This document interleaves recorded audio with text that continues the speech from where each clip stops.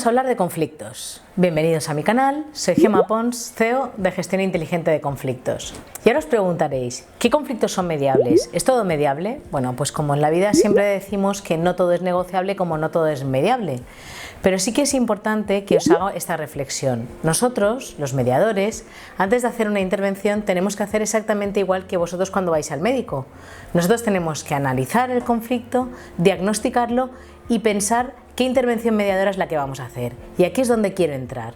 Quiero explicaros que no es lo mismo un conflicto que viene desde hace 6 años atrás que un conflicto que recién se ha generado hace 2 meses. O no es lo mismo la intervención que tenemos que hacer mediadora de un conflicto donde hay implicadas 20 personas que un conflicto en el que solo hay implicada una pareja. No es lo mismo la intensidad o la violencia que nosotros llamamos que pueda existir en los conflictos más de las organizaciones que en un conflicto familiar. Así que lo que sí que quiero poner el foco y quiero mostraros es que cuando hablamos de gestión de conflictos no solo hablamos de mediación, sino que podemos y debemos hablar de otras intervenciones mediadoras. Llegados a este punto, os diré que nosotros hacemos exactamente igual que los médicos.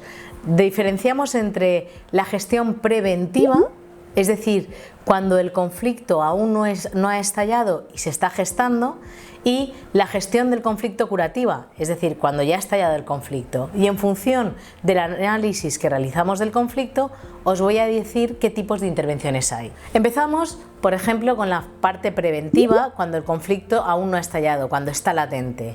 Una de las intervenciones estrella que realizábamos dentro de las organizaciones fue la formación.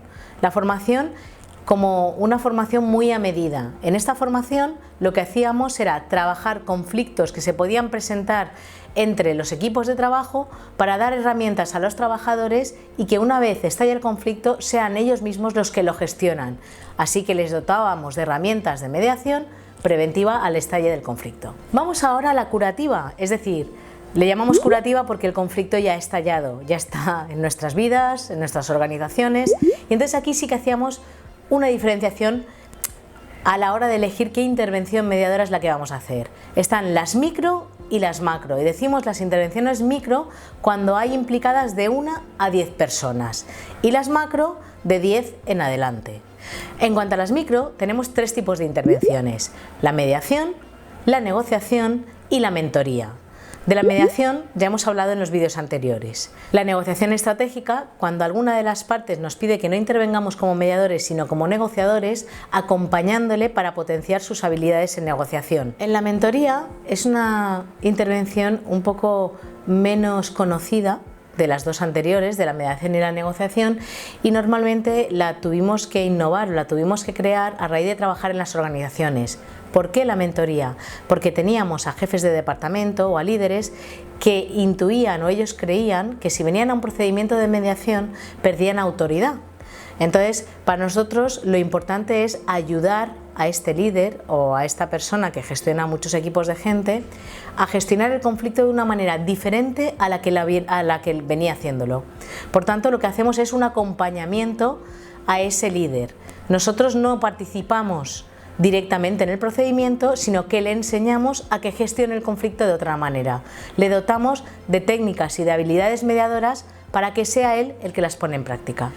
Vamos ahora a las macro.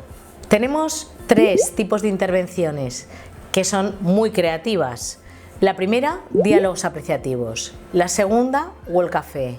Y la tercera, Open Space. A mí me gustaría, hay muchas más, pero me gustaría hablaros de estas que son en las que nosotros hemos trabajado. Los diálogos apreciativos consisten en una intervención grupal que fomenta el cambio organizacional.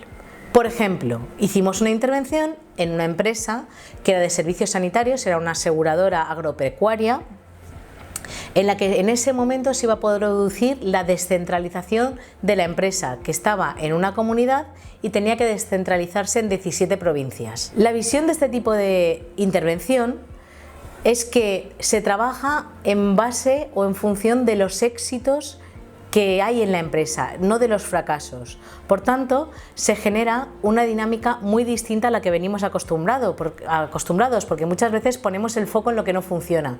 Sin embargo, aquí se pone el foco en los casos de éxito para, a través de los casos de éxito, construir nuevas dinámicas y nuevas intervenciones.